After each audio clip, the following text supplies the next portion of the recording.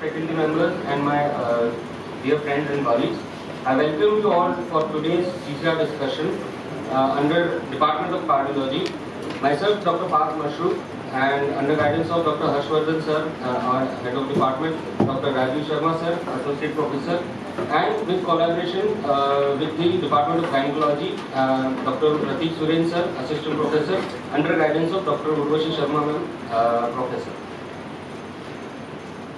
So in our discussion today we will discuss a case of a full-term primary gravida patient at 36 weeks who presented to us with shortness of breath since last 2 months, swelling in both legs since last 2 months, and not able to lie down since last 10 days, and thus she was completely in sitting posture since the last 10 days.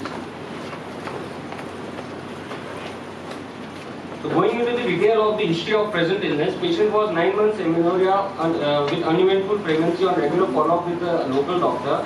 She was having gradually progressing shortness of breath since last 2 months, which was increased on exertion and lying down and relieved by rest and sitting position. She was also having complaints of waking up at every night, every 2 to 3 hours due to shortness of breath since the last 2 months.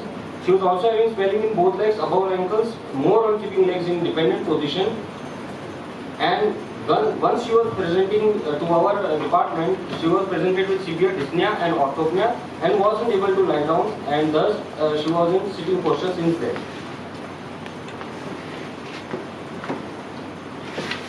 So she was not having any issue of fever, cough, significant weight loss, night chills, loss of appetite, swelling on face, loose stools, chest pain, blood in sputum, or yellowish discoloration of skin or sclera.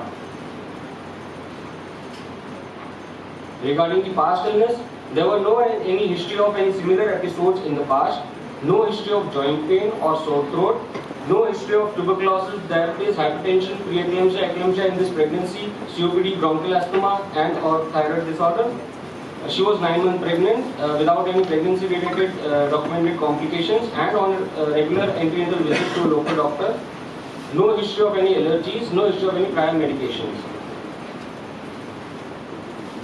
So what are the points which we know until now? She was a 23 years old pregnant female, primary 36 weeks, chief complaints of shortness of breath since 2 months, orthopnea since last 10 days, not able to lie down, and without any significant past history. So from the given clinical findings, what all differential diagnosis can we think about? We will see in the next page. Start first time. Yes.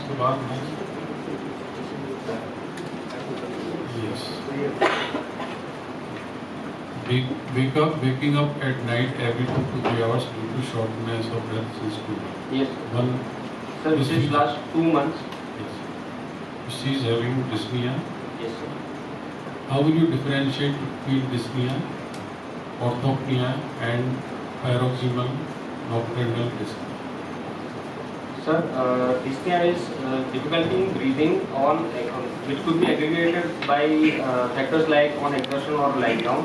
And orthopnea and PND are different because orthopnea leads to shortness of breath by lying down immediately, and she cannot even lie down because of severe shortness of breath.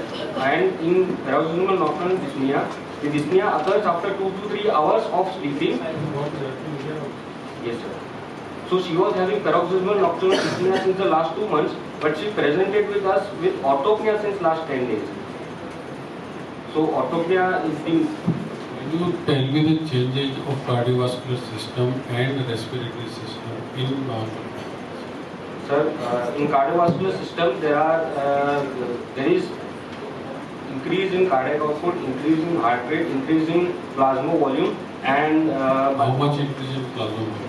Sir, for 25%, as the pregnancy progresses, it is maximum increase in 28 to 32 weeks by 40%. And is it related to the baby weight?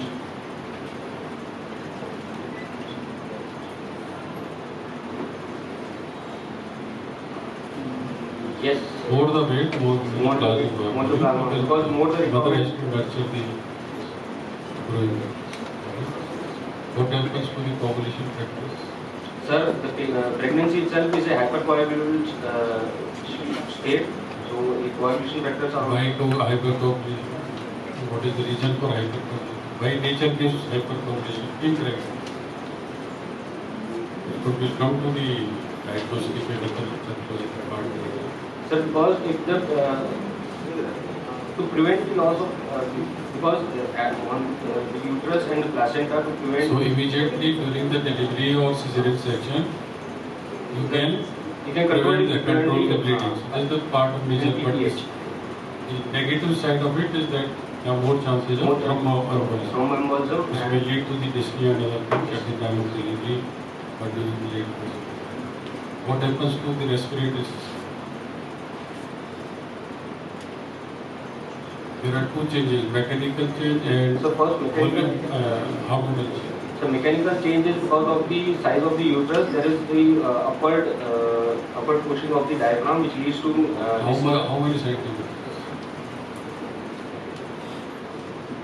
At full term. Any resident? Diaphragm कितना ऊपर जाता है? 36. Around 4 centimeters. 4 to 5 centimeters. Hormonal change क्यों होते हैं? क्या किस लिए रेस्पॉन्सिबल होते हैं जिससे कि रेस्पिरेशन में प्रॉब्लम है?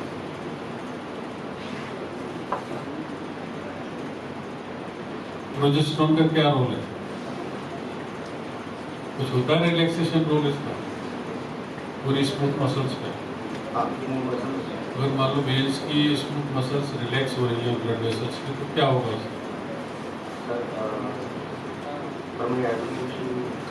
अरे हाइपरटेंशन थोड़ी होगा, पल्मोनरी एडिमा होगा ना, बढ़ेगा, रिलैक्स हो रहा है और बढ़ेगा, ठीक है ना?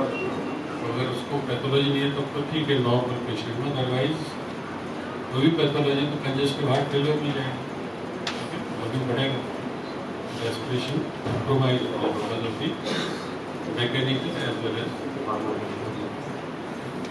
all of you should know the normal physiological changes of the respiratory system and cardiovascular system.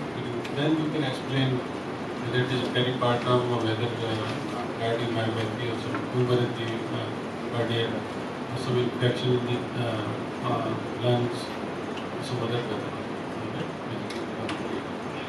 So because you mentioned waking up at night every 2 to 3 hours, that is why I asked you whether any paroxysmal. This immediately inflicts paroxysmal bronchitis, which has a different cause. Right? So this is a patient which has dyspnea, which has PND, and which has a. So what next? Moving on to the differentials for these kind of symptoms. So first of all, if we see the respiratory causes of dyspnea, she might be having acute exacerbation of bronchial asthma, but it was less likely because she was not having any significant past history and family history of such kind of illness. Primary pulmonary hypertension, which is also a very likely possibility, and it's also very common in it can present in pregnancy. Pulmonary embolism, as we earlier discussed, pregnancy itself is a hypercoagulable state, so it can lead to deep vein thrombosis, or amniotic fluid embolism can lead to pulmonary embolism. So that is also a likely possibility, but in that the patient will be present in an acute phase, not the patient won't be having history of 2 months. Then other infectious causes like tuberculosis, bronchiectasis, pneumonia, but she was not having complaint of fever, cough, night sweats or chills, lung abscess and empyema. Systemic causes include first of all anemia, which is very common in our country, especially in pregnant females. She can be having long-standing anemia which was compromised during pregnancy. Does the lady have a physiological anemia also? No, sir. In pregnancy? IV give iron otherwise? Right. Because the plasma volume is more, 40-50% increase. And there is उस हिसाब से hematocrit कितना increase नहीं होता? Hemodilution occurs, which is physiological. Differentiate between physiological anemia and pathological.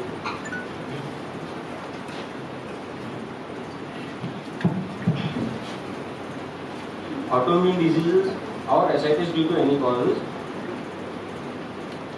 And then there are cardiac causes. Most common cardiac causes presenting in pregnancy: valvular heart disease, infective endocarditis. Then she might be having peripartum cardiomyopathy, any congenital heart disease which is aggravated during the pregnancy period. Myocarditis could be viral or autoimmune.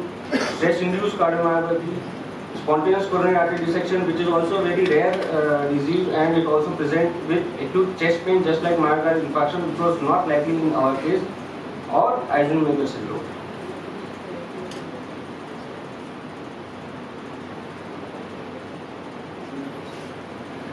So on general physical examination, she was 9 months pregnant, no pallor, cyanosis, clubbing or lymphadenopathy, no skin rashes or pigmentation, no signs of infective endocarditis, bilateral pitting pedal edema present, temperature was normal, pulse 114 per minute, regular, low volume, normal in character, without any radioradial or radiofemoral delay.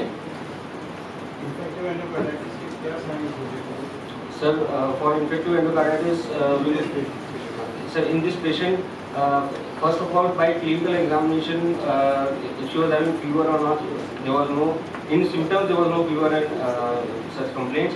Then there can be immunological or hematological manifestations like osseous nodes or January lesions, sphincter hemorrhages, or she might be having erythema neurosum or subcutaneous nodules, which were not present in this case. So, and सबसे common आसानी से देखे जाने वाला clinical symptom effective endocarditis में क्या होता है? जेनरल लीजन्स और ये स्प्लिंटर हेमरेजेस, आई के अंदर चेंजेस, ये तो एक टेक्स्ट बुक प्रिस्क्रिप्शन है। जो रोजमर्रा में किसी भी पेशेंट में जो कार्डियक ओरिजिन सोचते हैं तो इन्फेक्टिव एंडोकार्डाइटिस की क्या फाइंडिंग है?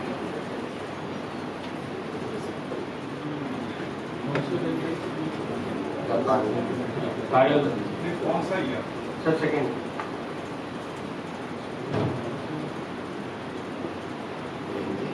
What happens to the spleen in infective endocarditis?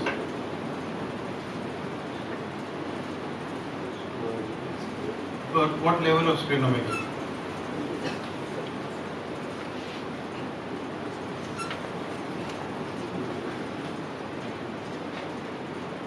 When you have said there are no signs of infection, you have definitely looked for them.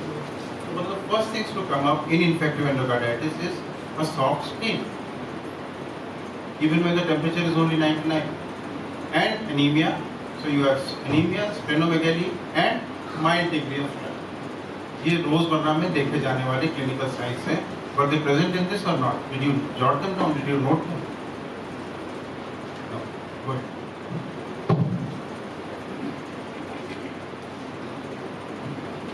Respiratory rate was 24 to 28 per minute with use of accessory muscles. Saturation was 95% on room air. Blood pressure, right upper limb 102 by 66 millimeters of mercury, left upper limb 104 by 62 millimeters of mercury, right lower limb 118 by 72 millimeters of mercury, and left lower limb 122 by 76 millimeters of mercury. GDP was raised and per abdomen was 30 to 32 weeks size uterus cephalic, head fixed, uterus relaxed, and fetal ultrasound present.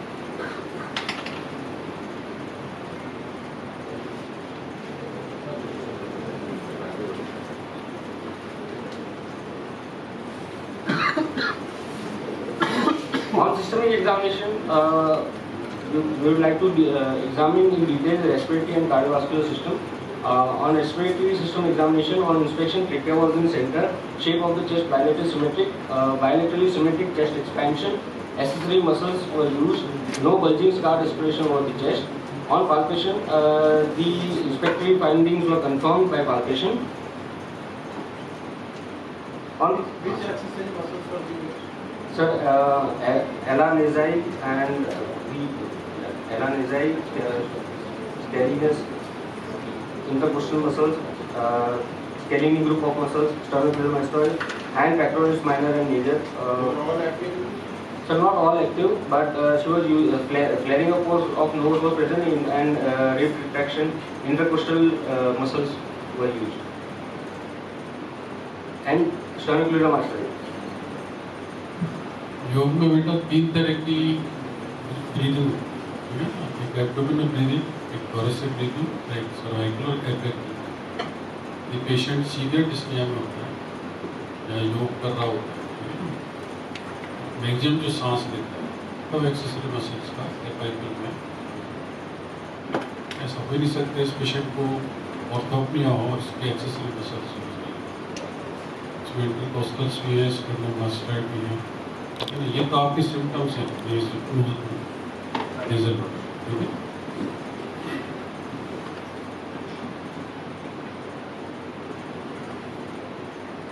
On percussion, dull note over bilateral basal areas of the chest and rest bilaterally resonant note.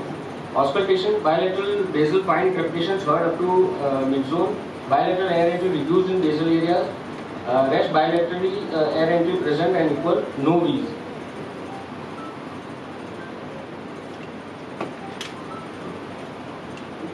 On cardiovascular system examination, on inspection, parasternal pulsations were seen. No any other visible pulsations. Apex beat seen in fifth intercostal space at anti-axillary line. No discretion scar or bulging. On palpation, apex beat was palpable in the fifth intercostal space at anti-axillary line. Tapping in nature. Palpable P2. Grade 3 left parasternal heave was present and there were no threads. Moving forward, on percussion, cardiac borders were percussed with cardiac dullness present starting from the right parasternal fourth intercostal space to sixth intercostal space and extending laterally up to anti-axillary line. On auscultation, regarding heart sounds, she was having loud S1, loud P2, opening snap was present with short P2OS interval. Murmurs, the first murmur was rumbling mid-diastolic murmur heard at the mitral area of the heart, best heard with the bell of the stethoscope, best heard on expiration, increasing in intensity with tachycardia, squatting and decreasing on Valsalva and standing. So after going to the general physical examination and systemic examination, we come back to our differential diagnosis that we discussed earlier. It was quite evident that she was from the history, general examination and cardiac examination, cardiovascular examination, it was quite evident that she was suffering from cardiovascular system disease. So we ruled out systemic and respiratory cause and we were left with cardiac causes. And looking at the murmur that we found on cardiac examination, it was quite evident that she was having valvular heart disease, most likely due to mitral stenosis by looking at the character of the murmur that we had found. So if we think about the clinical diagnosis, she was primary gravida 36 weeks with severe mitral stenosis, severe tricuspid regurgitation, which was explained by the grade 3 pansystolic murmur in the tricuspid area and presented with pulmonary edema. No sir, she was not having any kind of history, sir. She was only having complaints of dyspnea.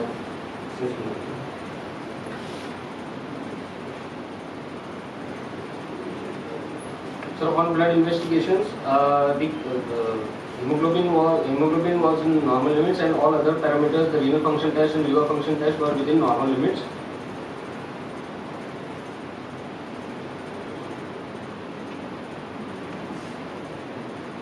On other investigations? तो BNP किया कि नहीं?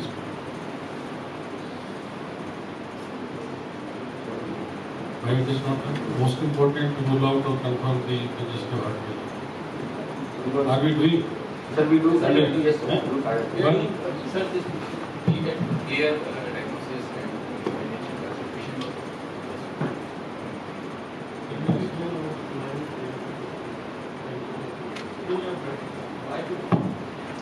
BNP by full form it's brain natriuretic peptide. It is released from the atria when there is increasing end diastolic pressure of left ventricle. So whenever it is increased, it suggests hemodynamic burden on myocardium, which can be due to volume overload, which can be due to myocardial dysfunction, which can be due to which can be due to mitral disease, which can be also due to atrial disease. So if it is there, it suggests patient is having significant hemodynamic burden. To evaluate that, we have to do further evaluate. We have to do 2D echocardiography, which rules out significant myocardial disease, significant valvular disease, and significant atrial disease. Suppose atria is significantly dilated and BNP is raised, we are bit sure that patient is having some atrial disease if walls are myocardium are proper. If all these parameters are normal on echo, then we have to search for systemic causes. Because sometimes in renal disease, in obesity, it also increases. So systemic causes are also there for echo. So, recurrent I am not sure, but in acute pulmonary embolism it increases. So, any pressure overload, actually BSD is so if pressure or any type of load is increased in muscle, we get and more BNP secreted from myocardial muscle. Recurrent BNP, if PAG they get damage to right ventricular pressure convert, BNP increase. I request all my gynecologist colleague and resident obstetrics especially कि कभी भी congestive heart failure शुरू से लग रहा है जैसे 2 महीने पहले इसको डिस्कस है तो बीएनपी जरूर कराएं so that patient can be manage better at the time of death.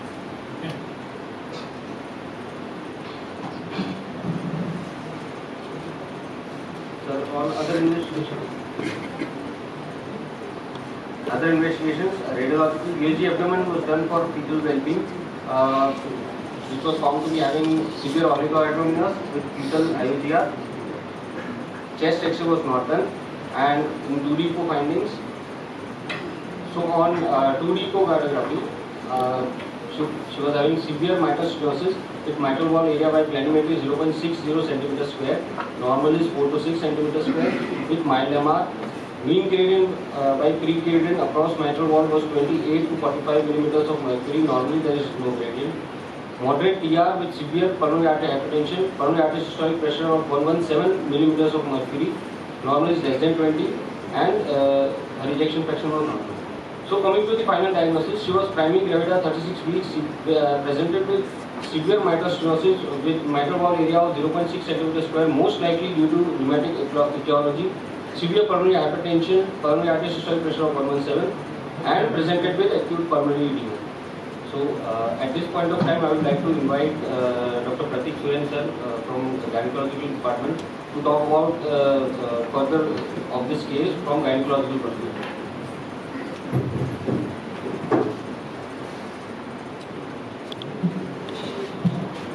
Good morning, respected teachers and my dear colleagues. I'll be discussing the obstetric point of view in this patient. Basically, the incidence of cardiac disease in pregnancy is 2% of all pregnancies, out of which 56 to 89% are due to rheumatic valvular heart disease. Mitral stenosis being the most common rheumatic valvular lesion which is seen in pregnancy.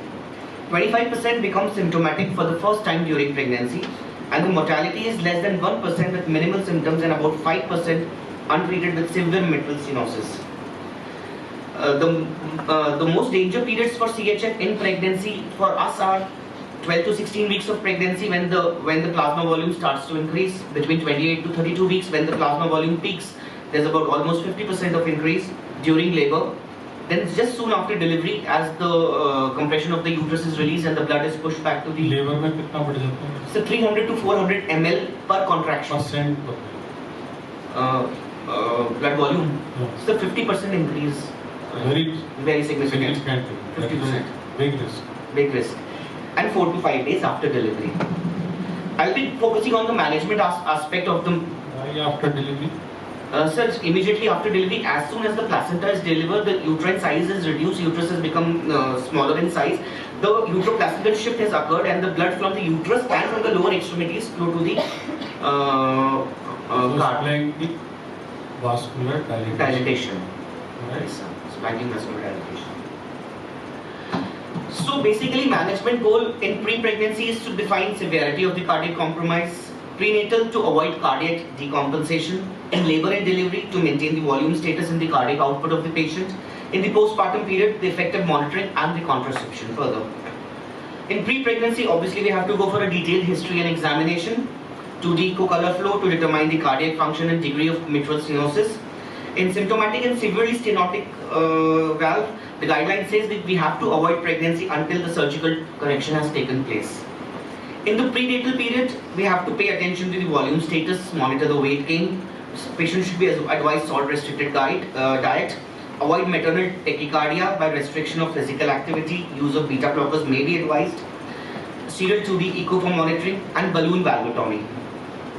In labor and delivery, in stage 1, the position of the delivery best suited is lateral recumbent position. Oxygen by inhalational mask 5 to 6 liters per minute. Adequate analgesia and anesthesia, which provides pain relief, minimize intrapartum fluctuations in cardiac output, and lowers left atrial and pulmonary artery pressures. Prophylactic antibiotic against bacterial endocarditis. We have to restrict IV fluids, strict vital monitoring, partographic management of the labor, IV beta blockers may be required to control heart rate and maintain cardiac output. In stage 2, which is very important for us, the maternal pushing should not be there and we have to cut short the second stage. Cut short the second stage means we have to deliver the baby soon after she's reached the second stage by using forceps or vacuum for immediate extraction. Cesarean delivery in these cases are usually reserved for only obstetric conditions. There is no indication of cesarean delivery in heart diseases other than obstetric indications, and only absolute indications in heart disease for cesarean being coarctation of aorta, aortic dissection or aneurysm, aortopathy with aortic root greater than 40 mm, Marfan syndrome. In stage 3, again we have to avoid ergometrins and we can we have to do active management of third stage of labor by oxytocin infusion to gain the uterine tone. Stage 4, that is again strict monitoring of the patient and watch for bleeding. Postnatal, we have to look for fluid intake and output should be strictly monitored. Use of diuresis, breastfeeding is encouraged, and effective contraception. The best contraceptive method being barrier methods or progesterone only pills. Oral contraceptive pills are avoided.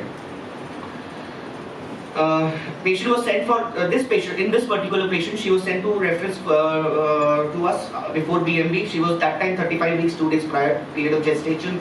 Her uterus was 30 to 32 weeks, cephalic. Uterus was relaxed and full of fetus, which was suggestive of oligohydramnios and very IUGR. Fetal heart sound was regular. Patient was advised ultrasound for fetal well-being with color Doppler study. Steroid coverage was done in view of prematurity. On the second call, post-PMB, patient has delivered an alive, healthy female child of 2.28 kg in CCU with no third stage complication, and her puerperal period was uneventful and patient breastfed her baby normally. Thank you so much. I would like to again call Dr. Parth for the further discussion of the patient. So this patient admitted in cardiac ICU, managed symptomatically, but she was not improving. She was in sitting posture in last 10 days. She was saying, I'm not able to sleep for last 10 days. So after getting USG done and all, yes, one more important thing, mother said to me that I will not get admitted because my baby is at risk. So I told her that your baby will not be at risk. I counseled her husband that possible risk and all, but she said, मेरे बच्चे को कुछ नहीं होना चाहिए. Okay. So what are our treatment options? No intervention. Patient is class 4. Class 4 heart failure. Patient will not survive labor with medical management, and it's a mechanical obstruction. So we have to do something. It can be either surgical replacement of mitral valve, any emergency cardiac surgery carries very high mortality risk. In this patient, 2 lives are at risk. So we were not going for this option. The only option left was balloon mitral valvotomy, which should be done in second trimester if mitral stenosis is detected. But what happens usually to us, patient comes in last trimester. So despite because patient presented in third trimester, so we are going for BMP. So this is a schematic diagram. We can see in balloon mitral valvotomy.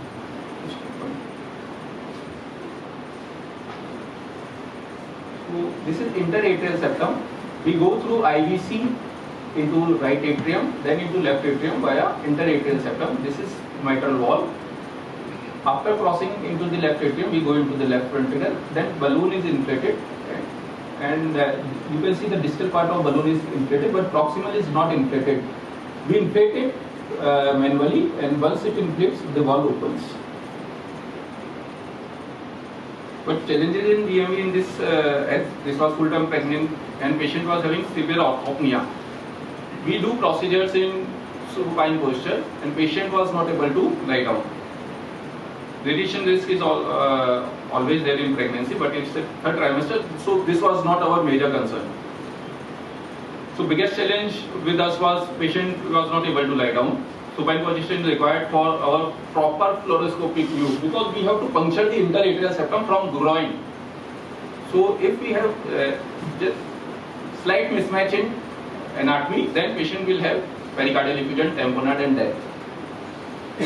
So we thought of elective intubation, but I was not in favor personally because these patients are of borderline cardiac reserve. If we intubate them and we give sedation, anesthesia, they crash. And once their BP crashes, they will not come by any means. As Professor Dr. Kothari sir told us that if you have severe MS, the only option for this patient is balloon mitral valvolectomy. No drug will act. So this is normal fluoroscopic position. Patient lies in supine posture. But what we did, we put 4 pillows beneath the shoulder of the patient, and we kept patient like this. So you can see pre-procedure echo. You can see mitral. This is left atrium. This is left ventricle. You can see mitral valve is hardly opening. I don't know how she was maintaining 2 lives. So this is how we do it. You can see this is a long needle. This is growing from groin, and you can see we have done the septal interatrial septal puncture. It's not running. Yeah. So we have gone into left atrium. These are we will discuss these things later. This is a decapolar catheter which we use in electrophysiological study, which we usually keep this as a marker to avoid any complication. And this is the one pictal catheter, which is in aorta.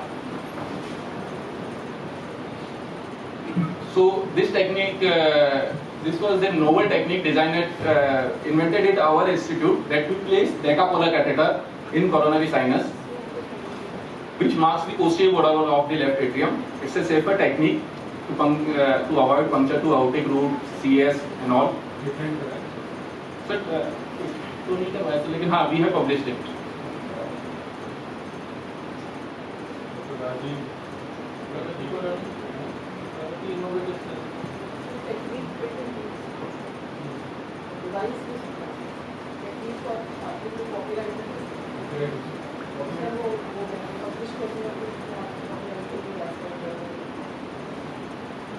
I'm not aware of copyright, but showed the technique of the writer.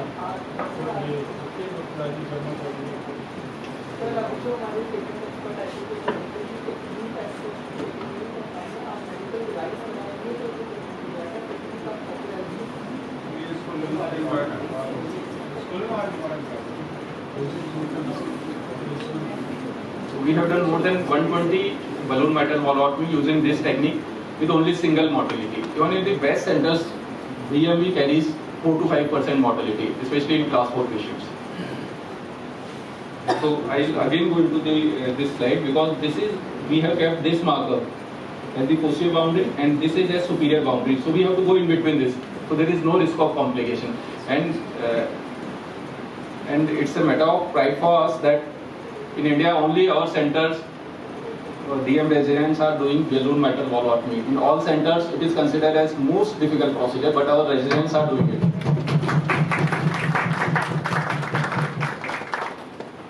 So this we can see, this is the balloon which is get inflated distally. Now you can see there is obstruction which is relieved with the proximal inflation. You can again see this is the distal portion. Now it got stuck in mitral valve. Now the balloon inflated. Now this is pre-procedure echo. Valve is hardly opening. Now you can see valve is opening nicely. Just after this we will remove the pillows. So mitral stenosis post BMV was mild. Gradient was only 5 mean, and mitral valve area increased to 1.8. There was no PAH. And this is the procedure time, 3 minutes 38 seconds. Then patient went into labor on the same night. As Dr. Pratik discussed, baby delivered normally. Finally, mother said that yes, I can sleep now, and I slept for 6 hours after 2 weeks. Follow-up patient is asymptomatic NYHA1 without requiring any treatment. She came yesterday only, and she is not on any treatment now. So take home message: early detection and prompt treatment needed if patient is class 4. Mother and child both are important. Usually book says mother is important, but I don't know why I think fetus is more important. Because fetus की feeling नहीं होती, लेकिन mother की feeling होती है fetus के लिए. So if pregnancy is not advisable in severe MS patient, but if detected in pregnancy, must be detected promptly. Best time is second trimester. This is good baby.